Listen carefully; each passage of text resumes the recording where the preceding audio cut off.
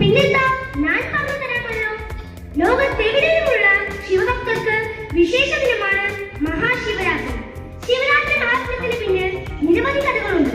അതിലൊരു കഥയാണ് ഞാൻ ഇവിടെ പറയാൻ പോകുന്നത്. ശരി, പറഞ്ഞുകൊള്ളൂ. അമൃതെടുക്കാനായി ദേവന്മാരും അസുരന്മാരും ചേർന്ന് പാലാഴി എന്ന കടൽ കടന്നുവെന്ന് ഹൈന്ദവ പുരാണങ്ങളിൽ പറയപ്പെടുന്നു. അങ്ങനെ പാലാഴി കടന്നപ്പോൾ രൂപം കൊണ്ട കാർമൂട വിഷം ഭൂമിയിൽ പതിക്കാതിരിക്കാനായി ശ്രീ പരമേശ്വരന്, അതായത് ശിവൻ, ദാനം ചെയ്തു.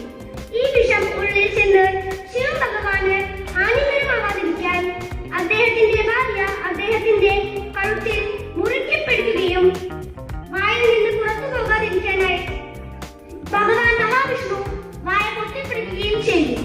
അങ്ങനെ വിഷം കണ്ടത്തിൽ, അതായത് കഴുത്തിൽ ഉറയ്ക്കുകയും ഭഗവാൻ നീലകണ്ഠൻ എന്ന പേര് ലഭിക്കുകയും ചെയ്തു.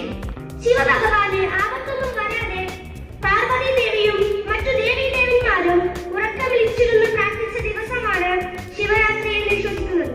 മനസ്സിലായി? ഇനിയുമുണ്ട് മറ്റൊരു ഐതിഹ്യം. അത് പിന്നീട് അവസരത്തിൽ പറഞ്ഞു തരാം. ഇപ്പോൾ ശിവരാത്രിയുമായി ബന്ധപ്പെട്ട ഒരു ചെറിയ നൃത്തം കണ്ടാലോ? അതിനായി ആരാധ്യ, സ്വാതിക, അലീന എന്നിവരെ ക്ഷണിക്കുന്നു.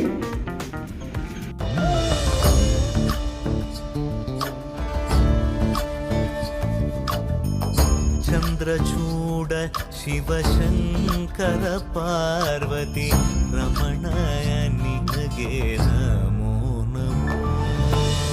ಚಂದ್ರಚೂಡ ಶಿವಶಂಕರ ಪಾರ್ವತಿ ರಮಣ ನಿನಗೆ ನಮೋ ನಮೋ.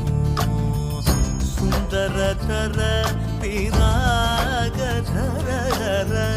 ಸುಂದರತರ ಪಿರಾಗ ಧರ ಗಂಗಾಧರ ಗಜ ಚರ್ಮಾಂಬರಧರ ಗಂಗಾಧರ ಗಜ ಚರ್ಮಾಂಬರಧರ.